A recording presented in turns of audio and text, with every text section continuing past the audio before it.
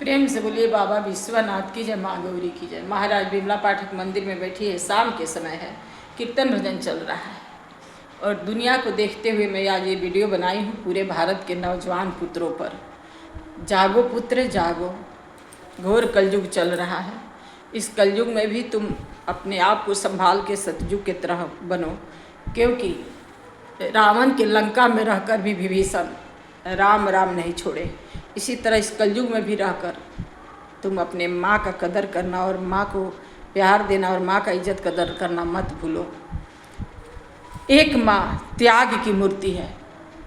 वो 9 महीना अपने बेटा या बेटी को पेट में रखकर उसे जन्म देती है और जन्म देते समय पुत्र, अगर तुम में थोड़ी भी इंसानियत बची है तो तुम्हारी पत्नी का जिस दिन बच्चा होता है उस दिन ऑपरेशन वार्ड में ज़रूर जाना।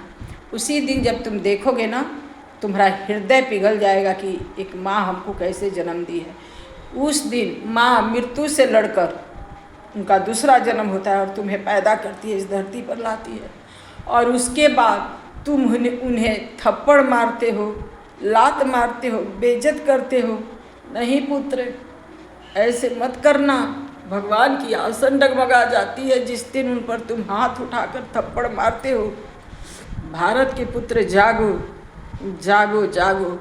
एक माँ तुम्हारे लिए क्या नहीं करती है। 9 महीना पेट में रहकर मृत्यु से भी लड़ती है अपने आप को, उसके बाद अपने को तुम्हें सूखा में सुलाकर गीला में सोती है, अपने आधा पेट खाकर तुम्हारा पेट भरती है, अपनी सारी इच्छाएं को मारकर तुम्हारी सारी इच्छाएं पूरा करती है। एक माँ क्या नहीं करती अपने पुत्र के लिए। जैसे तुम अपने पुत्र के लिए कर रहे हो उसी तरह समझो कि तुम्हारी माँ तुम्हारे लिए कर रही है। और जिस दिन तुम अपने माँ पर थप्पड़ उठा रहे हो और माँ को मार रहे हो भारत के पुत्रों, उस दिन समझना कि माँ जिस समय तुम थप्पड़ उठा के माँ को मारे हो ना, उसी समय तुम्हारी माँ इस पृथ्वी से मर चुकी है।